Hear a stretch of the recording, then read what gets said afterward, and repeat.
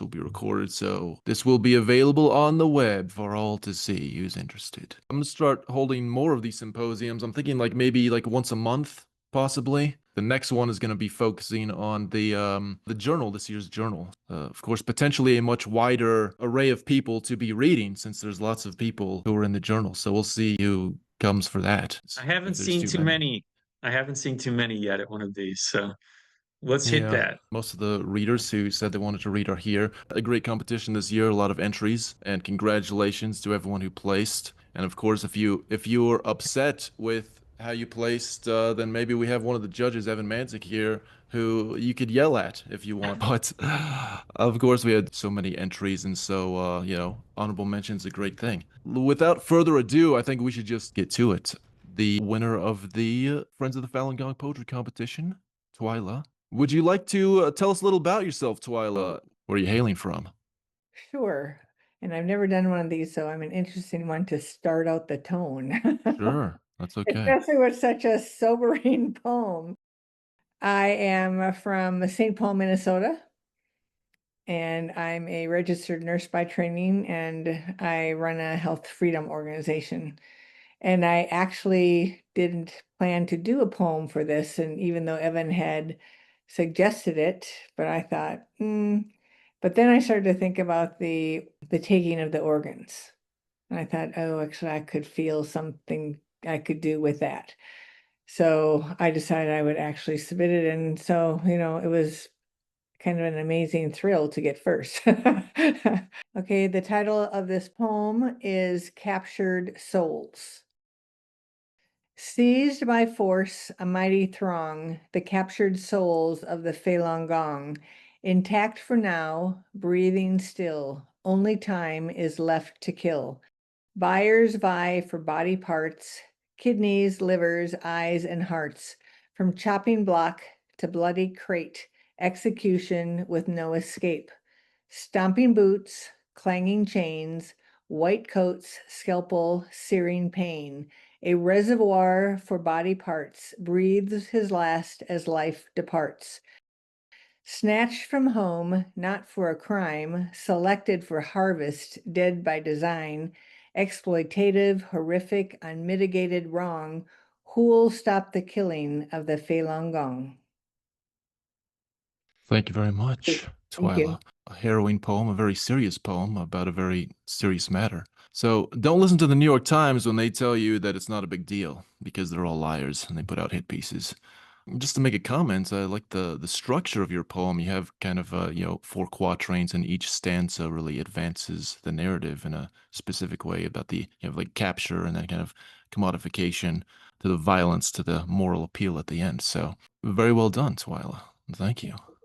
Did I chime in for a sec?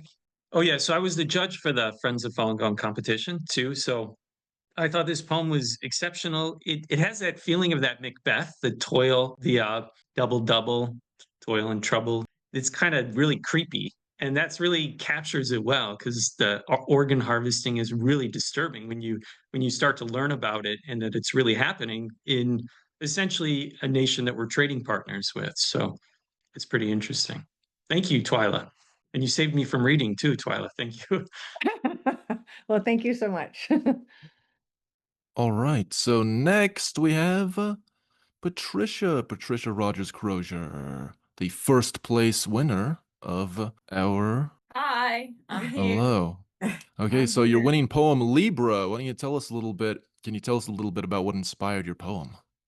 Well, I've always thought about people who, in books and things, make love potions, and I've always wondered, why do you want that? It's not real. That's what inspired that. So I just had fun writing it. I was very happy to win. I was like, wow, oh my gosh. So this is Libra. There in my hand I held a crystal vial of distillation potent, red, and sweet, by which my broken heart was put on trial, and golden apples scattered at my feet. Ask not the name of him who gave to me the dark elixir, nor the price I paid, for though it was a gift, it was not free, and I did pay brazen and unafraid. It was a love spell cast in liquid form, whose drinker's heart it would intoxicate, a percolation swift and wild and warm, into the blood, into the veins of fate. No hatred or indifference could stand against the passion steeping in this draught. A heart once harnessed heeded its command, so dreadful was the power of its craft. I grasped that vial and ran through miles of heath, the wind pursuing, snapping at my back, like hellhounds driving me with razor teeth into a night unfathomably black. My plan in motion, nothing else remained besides administration of this brew. Once tasted, swallowed, and completely drained, the clouds would break beneath the midnight blue, and you would love me as I'd loved you first. With eyes beguiled, you'd look at me anew. My face, once hideous, would be reversed, becoming fairest of them all to you. I waited for the second sun to drop, behind the singing woods with stars alight, to creep along the garden wall and stop beneath your window, open to the night. Then, pausing there, I weighed this plan of mine. Amid the leaves that whispered in the wind, the jasmine flooded out its fragrant wine, and in my blood I knew that I had sinned. I had sinned against the multitude above, in scorning heaven's order and decree, in reaching for the sacred chords of love above the mortal reach allotted me, and likewise trespassed you whose heart I sought, in counting your free will of little worth, your priceless love as something to be bought, as any common object of the earth. Then falling on a blanket of decay beneath the honeysuckle-laden vines, I broke the vial and spilled my spell away, revolted by my heart and its designs. Thank you. Yes, thank you. A marvelous poem. Beautiful. There were some good comments below your poem in the threads, and I liked Brian Yapko's comment where he called it a superb dramatic monologue in the Browning vein, maybe even a little Coleridge, with a truly compelling first-person narration, and how the tone makes the supernatural fantasy convincing, which is high praise coming for someone who himself is another first-place winner and a great writer of dramatic monologues. I should note that the past two winners of the past 2 years both won for dramatic monologues. We may be seeing a pattern here, I don't know. Word to the wise. But thank you so much, Patricia. Thank Okay, you. let's see. Next on the list, who do I have next? Cynthia Erlandson. Hello. So you actually had 3 poems that placed this year, and I unfairly forced you to just choose one to read right now. But there will be time at the end to read the other 2 if you're still around. So, and the one you chose was Autumn Twilight, I believe, right? Correct. Do you want to tell us a little bit about your poem before you read it? Oh, not very much. I just Okay. autumn. I've written quite a few autumn poems. It's very inspiring to me. I love the colors. October is my favorite month. So, Autumn Twilight. Full moon, crickets singing, scarlet sky, long past summer solstice. Now the sun descends before the short day's work is done. Last light and fast invading violet vie to shape inconstant shadows. Moving clouds resculpt themselves, suffusing the horizon with sunset's deepening watercolor crimson.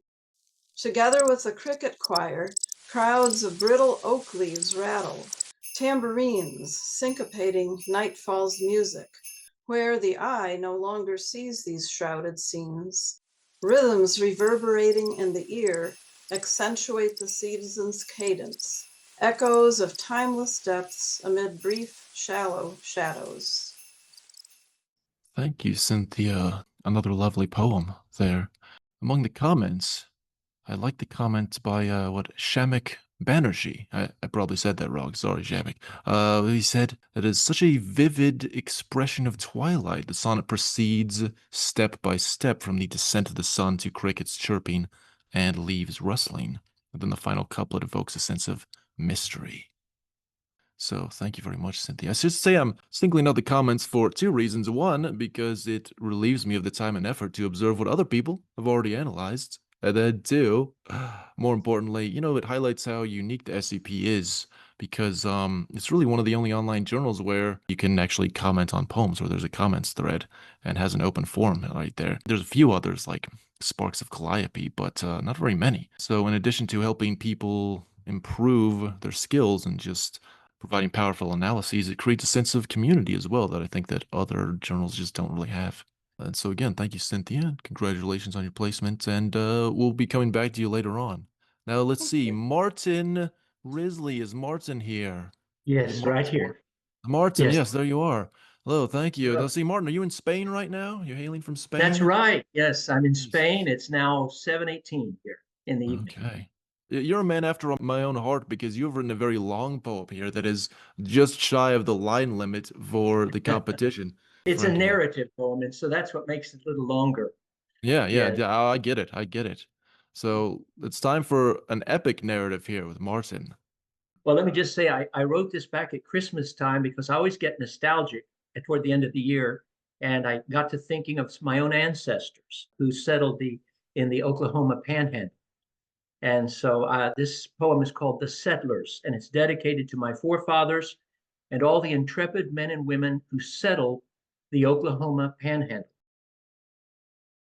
Across these barren hills, the cold winds blow, as bitter now as in those days long past, when first their rustic wagon, rolling slow, came down a slope against an icy blast and settled on this grassy spot below, its bonnet battered by the wind's assault, where with a tug of reins and raspy whoa, the driver brought his horses to a halt. They'd come from far away to stake a claim, to build a future on this wild frontier. Despite initial doubts, by faith they came. They dared to trust in God and cast out fear. Their journey here had not been free of pain, for fever met them early on their way and struck their youngest, who infirm had lain for days before death ferried him away. They'd spent long nights with shotguns by their side, stretched out beneath their wagon in the cold, their sleep disturbed each time a screech owl cry, and by their fears of what the dark might hold. The wild hog's grunt, the lone coyote's howl, strange rustling sound beyond the campfire's light from some wild creature creeping on the prowl would keep them praying all throughout the night. And now, at last, they'd reach their future home upon this windswept plain, this no man's land. They'd come to settle here, no more to roam, to labor hard, upheld by God's own hand. Thus, having only what was in their hearts and in their wagon, they asked God to bless their efforts to establish in these parts a home, a shelter in the wilderness. Their trek here ended, yet there still remained around them threats and dangers close at hand. The life they knew would never be the same now that they'd come to this forbidding land. The first task that befell them was to build a dugout, which they'd need to stay alive, a place of refuge, safe and dry and filled with everything they needed to survive. Such dwellings carved out from the solid earth, with sod roofs lying just above the ground, may not have seemed like much, but they were worth their weight in gold when twisters came to town. Then they would serve to keep a family safe, as violent nature tore through field and farm, when howling winds bore down as if to strafe them all. The sod walls kept them all from harm. But dugouts serve a temporary role. Their roofs can leak or give way in a storm. They cannot keep out viper, mouse, or mole, nor buzzing flies in summer when they swarm. The dream by which the settlers' hopes are fed is to construct a frame house that can be the hub of farming life in years ahead, a proper place to raise a family. And so this pilgrim couple got to work, determined to give birth to their brainchild. Though perils threatened, they refused to shirk from making here a palace in the wild. Right here they lived and worked and worshiped God and raised up offspring as the Lord ordained, and bearing hardship, farmed the fruitful sod through years of toil as long as life remained. And now their earthly frames, which once were strong and full of youth, have found a place of rest beneath the land on which they labored long, received at last into its earthy breast. That land which they were pleased to call their own, which gave them grief and joy and tears and smiles, now shelters them beneath the winter's moon in silent chambers after many miles. No raindrops reach them where they nobly lie. No frigid breezes ever chill their frame. No raucous laughter nor a wailing cry disturbs their sleep, where every day is the same. Their pilgrim journey ended here at last, united with the precious land they loved, they slowly merge into that sea so vast, a fertile soil fed from the sky above. I greet them here upon this winter's day, while standing by their graves, now draped with snow, and thank God for their lives, as thoughts give way to visions of their journey long ago.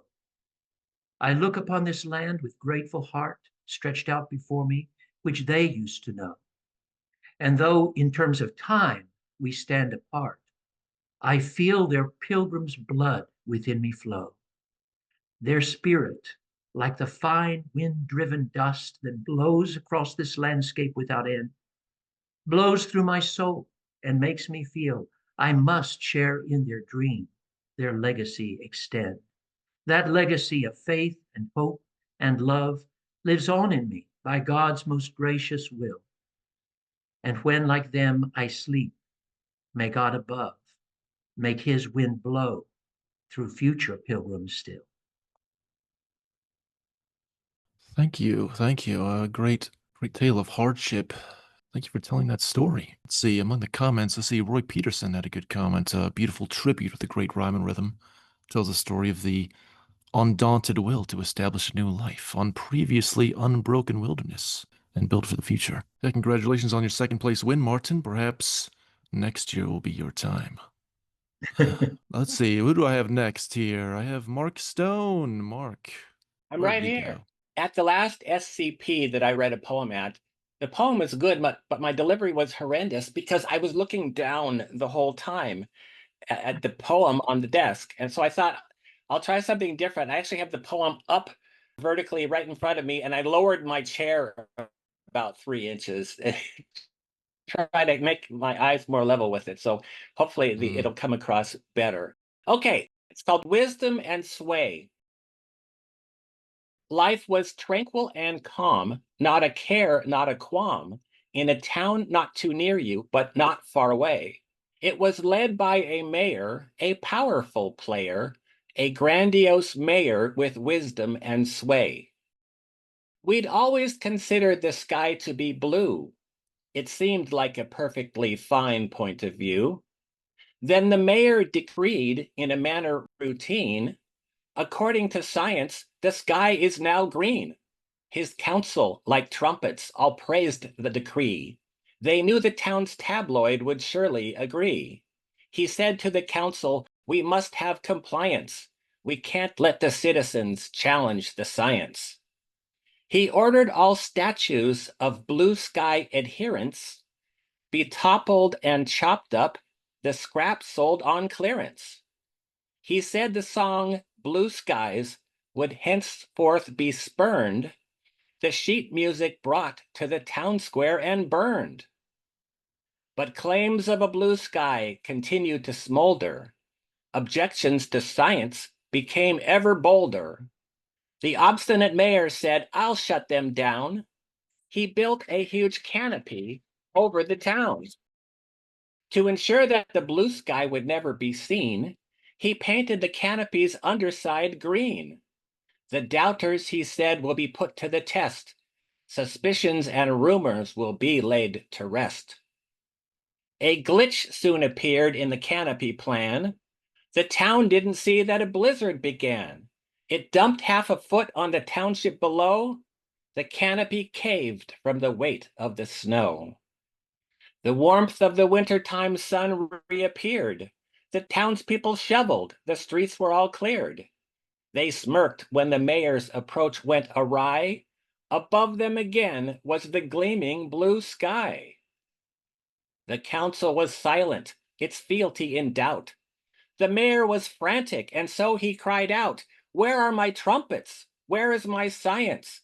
How will I ever defeat this defiance?" And so life carries on, every dusk turns to dawn, in a town not too near you, but not far away. It is led by a mayor, a now humbled player, a grandiose mayor with wisdom and sway.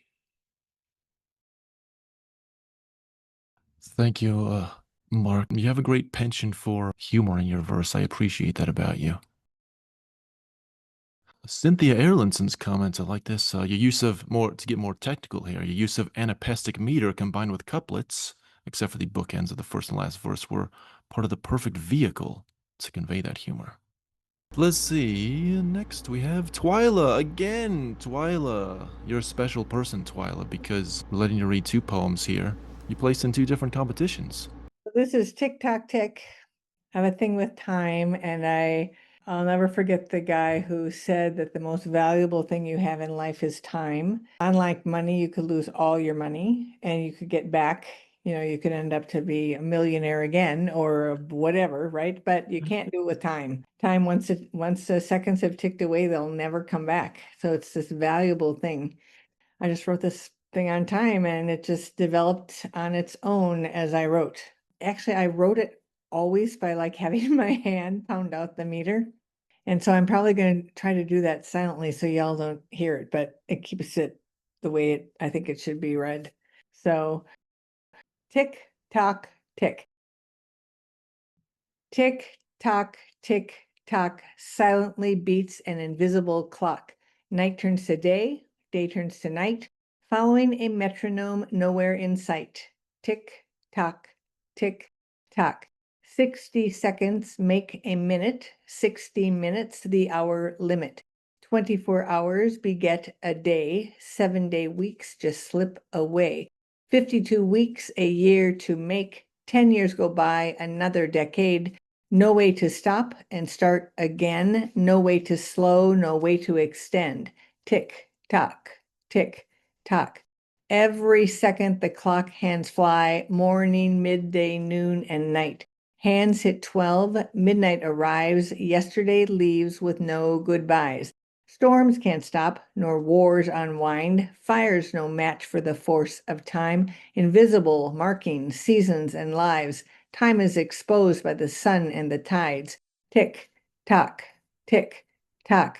Morning sun rises at dawn from east to west, another day gone. Winter, spring, summer, and fall arrive in order as if on call. No pauses, lapses, or retreats.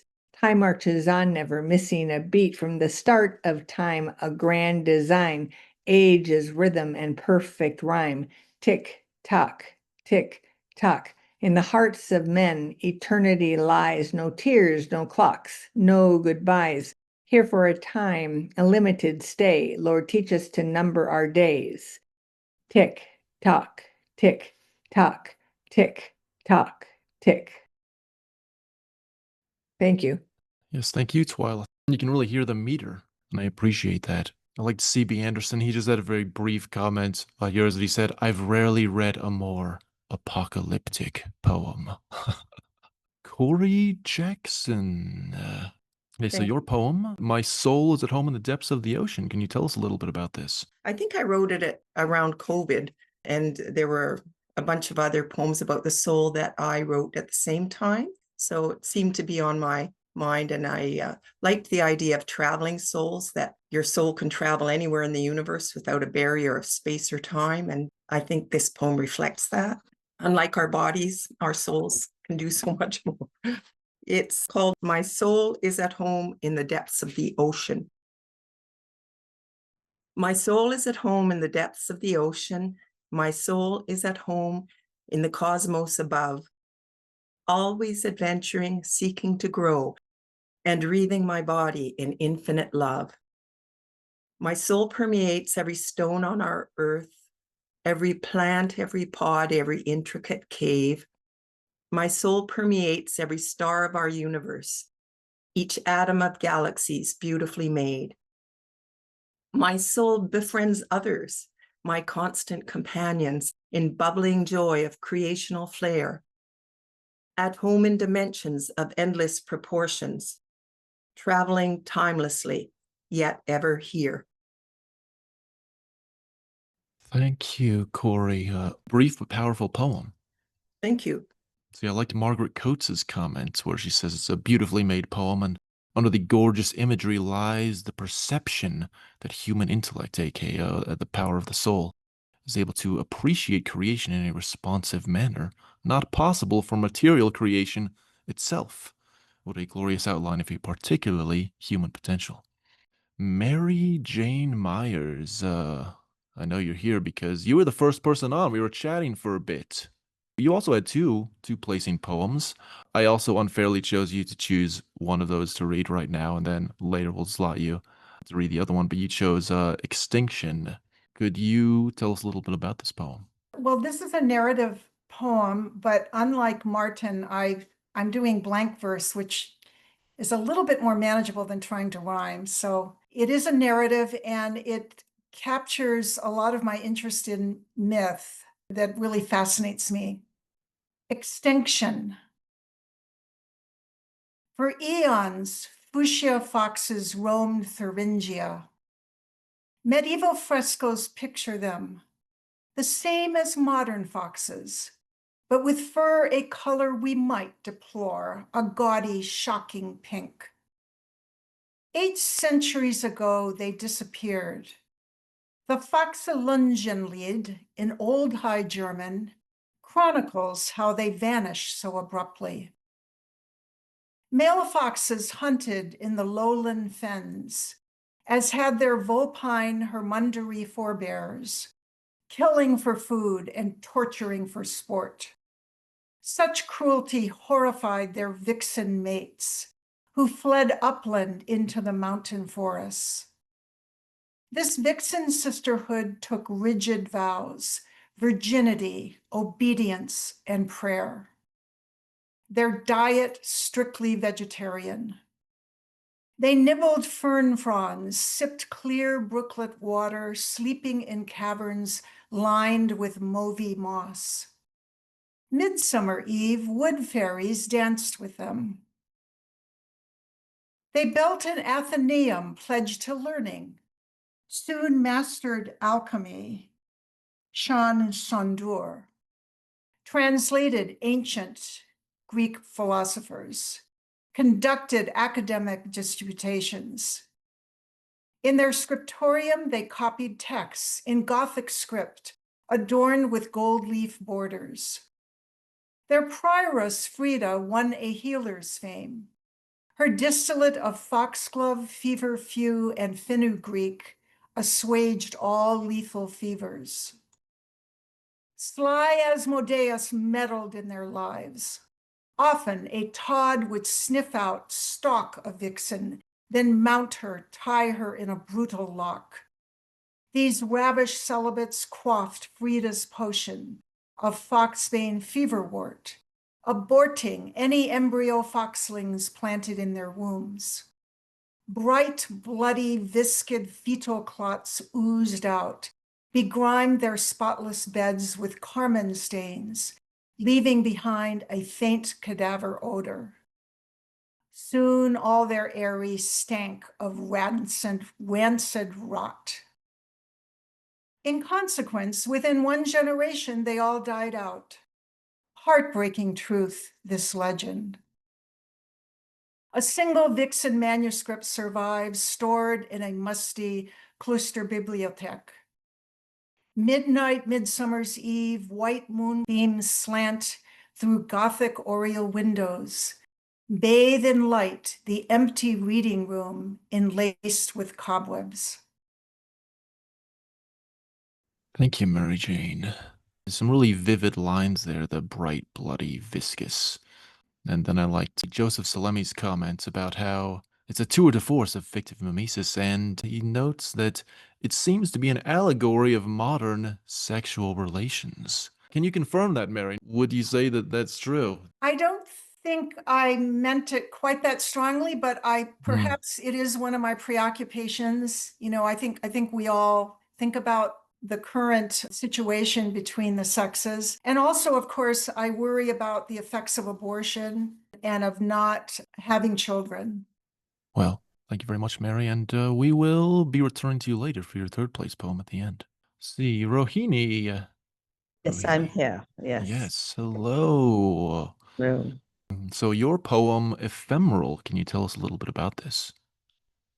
Well, I was wondering about why it is that I write poetry and why it is that I even try to leave something behind. And that's basically the crux of what I was aiming at. And then, of course, these two lines kind of buzzed in my head for a while. I'm sure a lot of us feel that way. I had to write it out of my system, so I did. So I will now proceed. Ephemeral. Our lives are like a summer's day, so swift it flies away. A butterfly that's newly born, the brief blush of an early dawn. That's all it is and all 'twill be, a mere blink in eternity. And yet we try so hard to leave an imprint by a summer's eve. A mark that says to someone dear, look and note, I once was here. But seasons come and seasons go. The children's children will not know that once upon a time 'twas I who left ashore, who bid goodbye, who traveled miles and miles away and hoped that they would someday say their thanks when up towards the skies they turn their praying hands and eyes. And in their turn, they understand that they must, in these shifting sands, a deeper footprint try to leave before their day becomes an eve. And then the age-old question comes, for whom and why should this be done? Thank you, Rohini. Another short but powerful poem. I like Susan Jarvis Bryant's comment. Exquisite, truly beautiful. Love the sibilants, the consonants, the assonants, and all those poetic devices you've employed to make this fine poem sing. But most of all, I adore the message. Thank you. And many thanks, Rohini, and congratulations for placing. And next we have Maureen and Browne. We'll be reading the gentler art. There you are, Maureen. You are another of the placers of the Friends of the Falun Gong competition. Yes, first place. And your poem, The Gentler Art, could you tell us a little bit Yes. about this, about the inspiration? Yes, well, I have a very deep interest in human rights. I always like to feel that I can do something to make a difference. And anything like this that comes up, I want to be part of. And I feel that maybe in some small way, I can bring, to light these things that are happening and in some way provoke a reaction and hopefully make a difference. It's a sort of thing that I've discovered a lot of people do not know about. And I think it's lovely to have the opportunity to be able to use poetry to bring this kind of thing to people's notice. It's something I've always been interested in. The same goes for the Nanking Massacre. I did something for that anniversary. And I always like to feel I can play my part. So here goes. The Gentler Art. Something of the old way reborn. The gentler art of higher thought, sweeping through China in sun-colored clothes like waves of golden corn. Thousands of citizens up with the dawn, in fields, parks, factory yards, to follow the way of Falun Gong. Peasants, scholars, soldiers, drawn to this psychology without borders. Gentle movement, meditation, cultivating compassion, honesty, patience. Communist cadres hit back with the orders. Falun Gong disciples to be taken, shackled, sleep-starved, beaten, tied down in stress positions for hours until their faith is shaken. until they admit they were wrong, sign the paper saying they are willing to transform, to renounce the pernicious cult of Falun Gong, or be tortured until they don't survive the electric shocks, the drug cocktails, the smashed spines, the organs cut out of them when they're still alive. A peaceful people, a sunrise brightening our path, tortured to death. The flags of victory fly, the songs of celebration drowning out their cries. And will you just go ahead, ignoring inhumanity again? We saw the hell of persecution. Will we forget the never again we said? Another very sobering poem on a serious theme. Some graphic details, but then the great moral appeal at the end there. I don't know if Evan Mantic is still here. Maybe he could comment on reasons behind choosing this poem as one of the winners. Oh yeah, this is a wonderful poem. Thank you. And it was great to hear that beautiful Irish accent that you have. Thank you. Yeah, this was kind of an all-encompassing one. The other one focused more on the organ harvesting, and this one, brought in the Holocaust at the end as well. It's very sobering. It's a great way to put it and very heartfelt. I think it was an excellent poem. So thank you. Thank you. Next, we have Shari.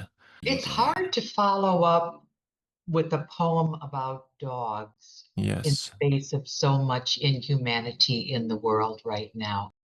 So my poem is entitled Ode to the Dogs. It's 4 simple stanzas, and it's really celebrating sometimes the most redeeming aspect of our relationship with our animals, our pets, because more often than not, they bring out the best in us.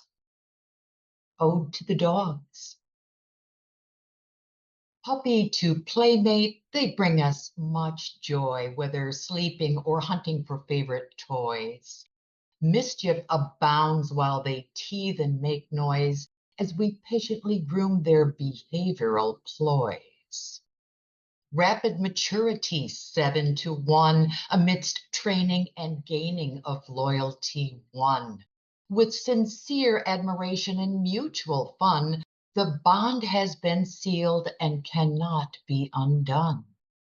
Life and routine become one and the same as priorities change to stay part of the game, and especially if one or the other is lame. The power of healing ignites a new flame. Suddenly, one day, we never know why, Rainbow Bridge opens up the heavenly sky, welcoming loved ones to meadows up high, and we must shed a tear and then kiss them goodbye. Thank you, Shari. Yes, very heartfelt, more lighter poem.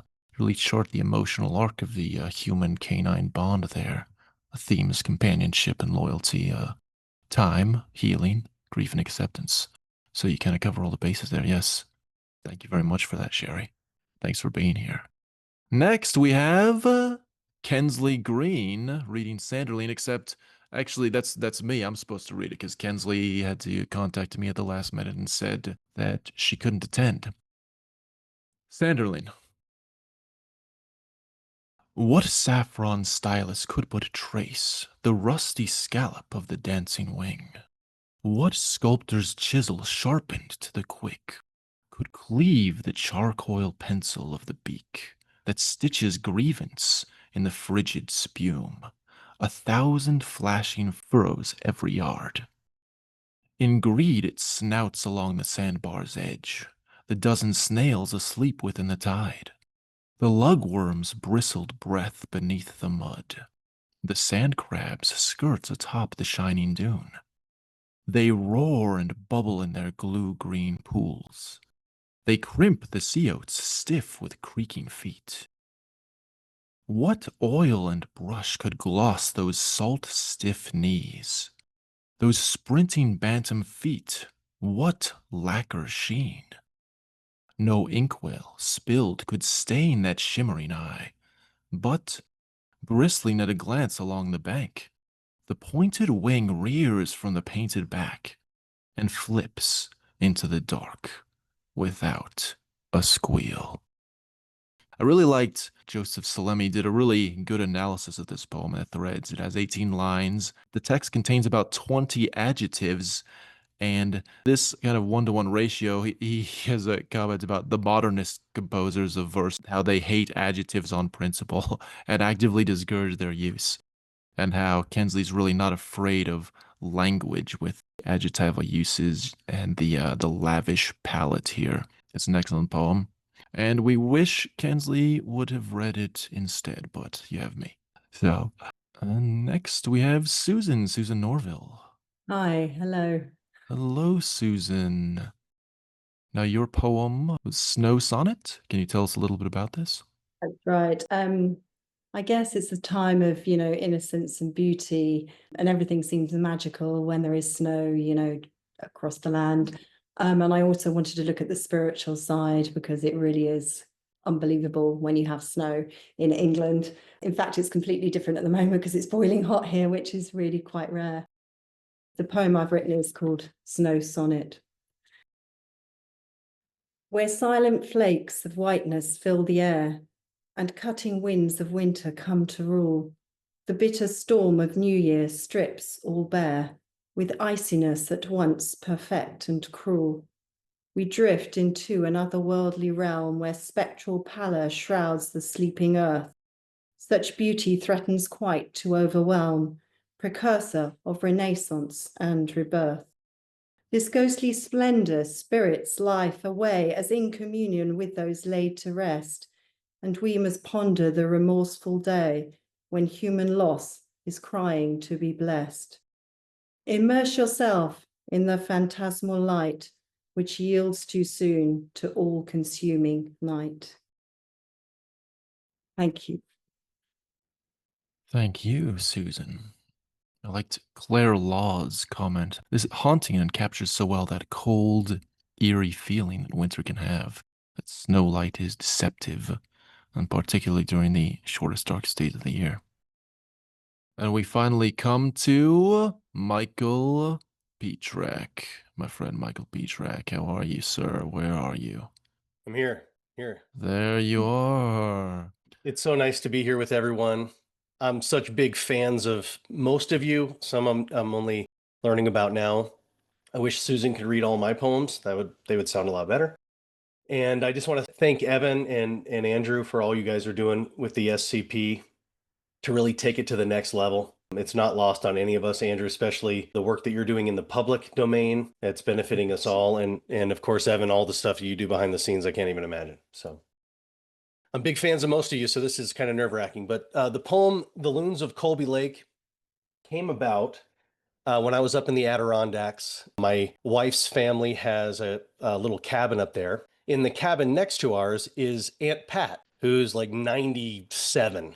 And I'm in the process of writing a novel in verse, and I was asking her about some cool stories that happened throughout her life that I can maybe weave into the book. And she told me this story, a true story about these loons on Lake Colby.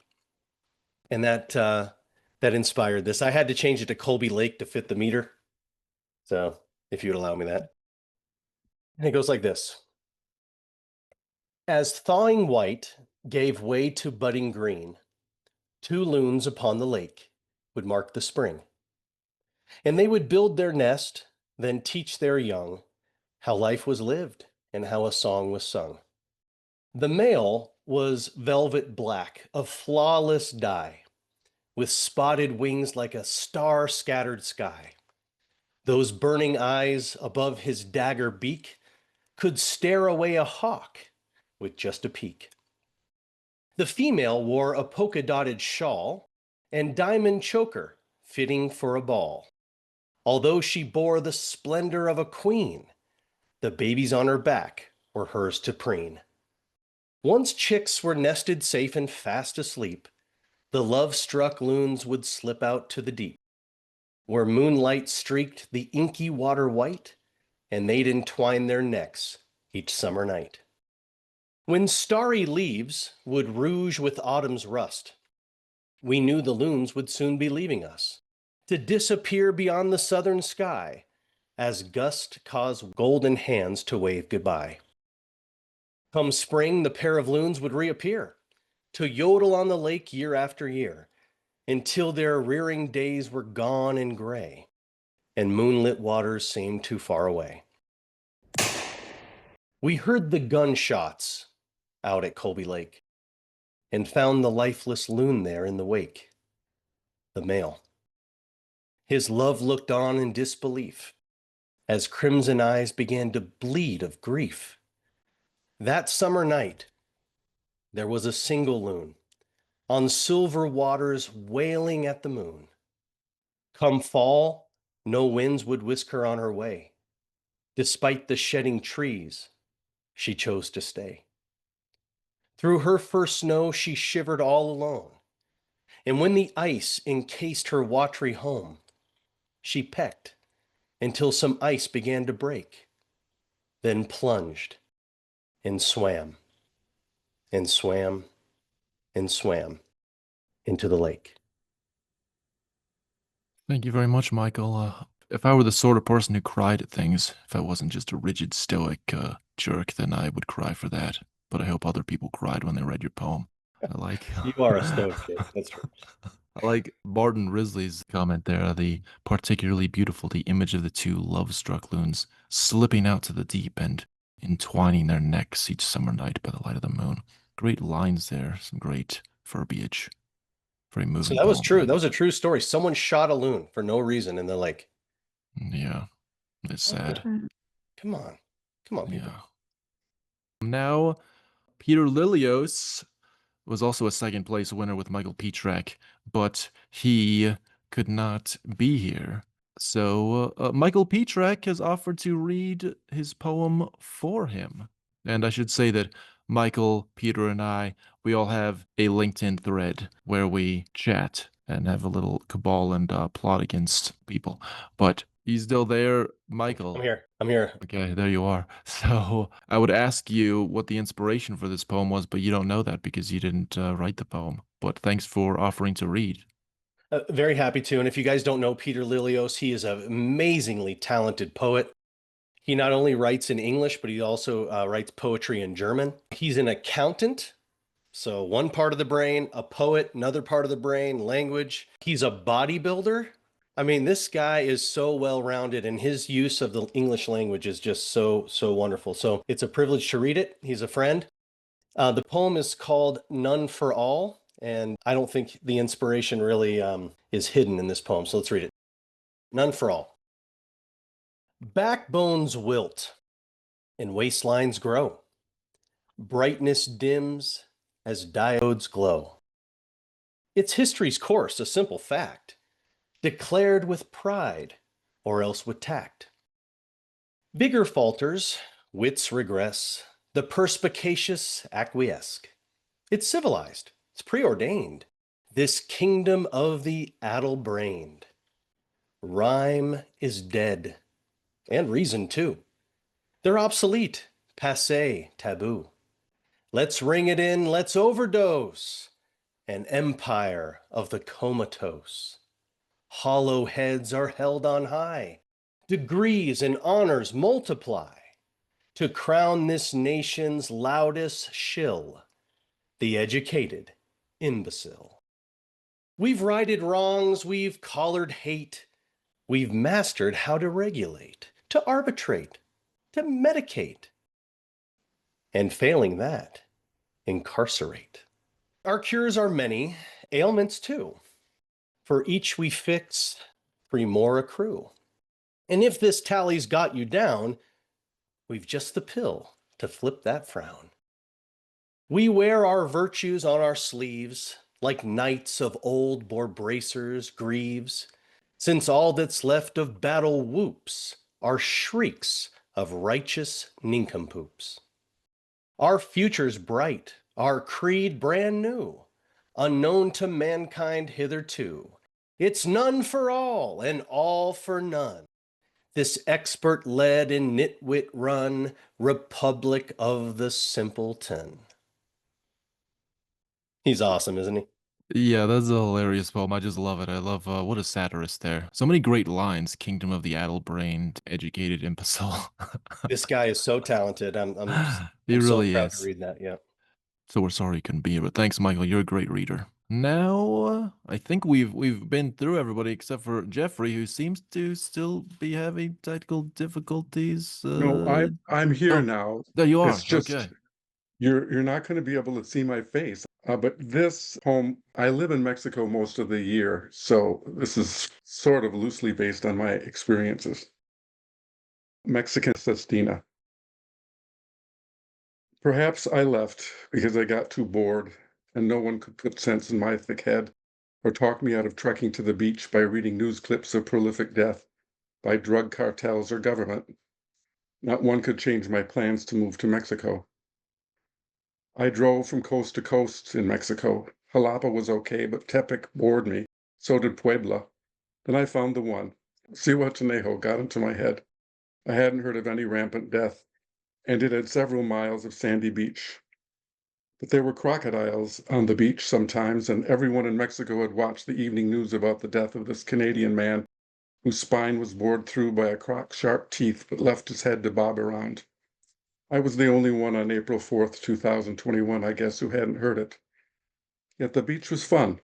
One day, while sitting on the head, off bathroom tiles handmade in Mexico, there echoed gunshots from a pistol bored for one intent, for causing someone's death. The news account next day detailed a death by two armed men at 12:15, with one shot that had hit his neck, another bored a hole straight through his skull. Back to the beach I'll go, Zihuatanejo, Mexico, the soak in crystal waters to my head. While I was swimming, someone stole the head gasket, which led to my car engine's death, somewhere around Mirador, Mexico, an ideal spot for failure, offering one of the most breathtaking vistas of the beach, which got me thinking, here I'm never bored. You won't be bored if you come visit. Head down if you like the beach and don't fear death. My Mexico will welcome everyone. Hey, thank you, Geoffrey.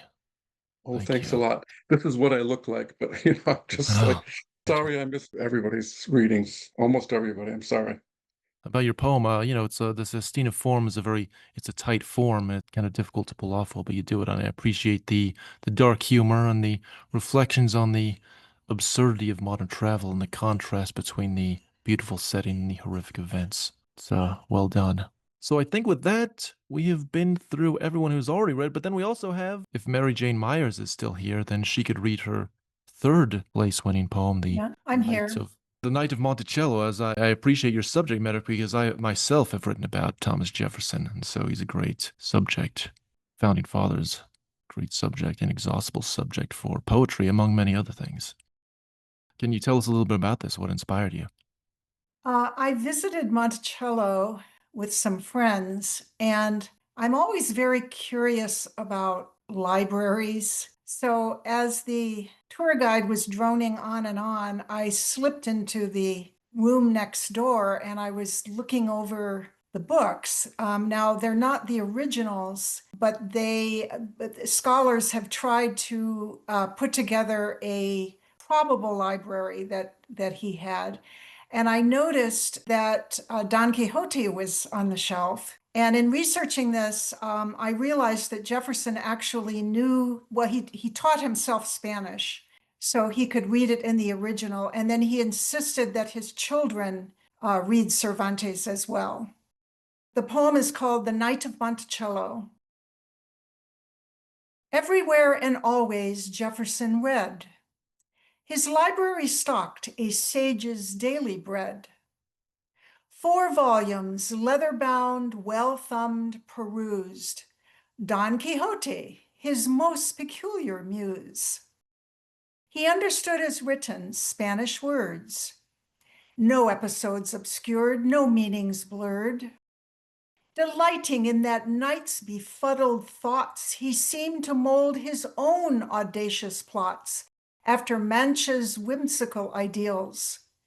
To dream, then bring some fantasy to heal, some harebrained notion, ludicrous yet bold, a mesmerized hidalgo's bright fool's gold. Outre, to build a magisterial home atop a waterless hill, a palladium domed for charting stars. All scoffed, said no one could, employing rustic red brick limestone wood. He penned a Declaration of Independence, intrepid, daring, brutal British vengeance. Louisiana, a gambler president's throw, to win an outside realm, soon westward grow. The goals of Lewis's costly exploration, pinpoint maps, perceptive observation. This founding father represents our best, eccentric polymath on offbeat quests. Cervantes thanks your singular brainchild, inspired brash exploits in Virginia's wild. Thank you, Mary. Yes. Great subject matter. I like Joseph Salemi's comment about it's an intelligent, sophisticated poem composed with an impressive command of diction, and noting that while you have a great comparison there with the Knight of La Mancha, but of course in actuality, Jefferson himself was somewhat different because he actually brought that dream to life. Much appreciated, Mary, and congratulations on your double placement. We have Cynthia. Are you still there, Cynthia? Okay. You have 2 poems remaining. What, May Memorial? I think I will read May Memorial, not about any particular person, but just in general about people facing loss. It's got 2 parts. Part 1. Dazed, she walks from room to raise the blinds that let the daylight in. She sees the sky assume the bleeding gash that blends last night with dawn. Some thin cloud gauze binds nighttime's gloom behind it. Yet she finds 12 passing months have been no help to heal her wounds. No morning shines much light where her morning casts death's shadow. Darkest when high noon's sharp ray invades her nightmare. Even spring seems hollow, its cheery feathered tunes, May's brilliant sun-washed air, insult her year-long sorrow. She sees wildlife resuming lives of purpose. Coral birds build pleasant nests where bridal trees are blooming with white and pink and coral tiaras. Once her hair, which is now becoming too thin to hold a floral coronet, once wore bright blossoms. Weary, aware of lonely times that loom, she contemplates the squirrels, free from any cares. Bird couples, bride and groom, know not of deaths or burials. Their flawless instinct spares their lives from any gloom. Carefree animals chant their morning prayer, able to assume there are no funerals. Part 2. She walks from room to room, closing blinds, reliefs nowhere.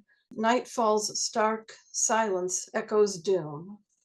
Every youthful leaf's dance has slowed. Swift dark invades the living room, surreal against her grief's backdrop.